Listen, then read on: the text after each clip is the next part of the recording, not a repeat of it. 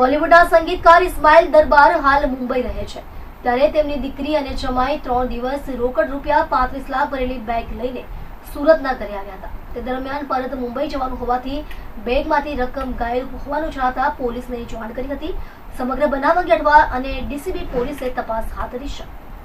બોલિવૂડ સંગીતકાર ઇસ્માઇલ દરબારનું મૂળ વતન સુરત સ્થિત સગ્રામપુરા તલાવડી છે, જ્યાં તેમનું નિવાસ સ્થાન છે. ગત 7મી ફેબ્રુઆરીના રોજ ઇસ્માઇલ દરબારની દીકરી અને જમાઈ સુરત આવ્યા હતા.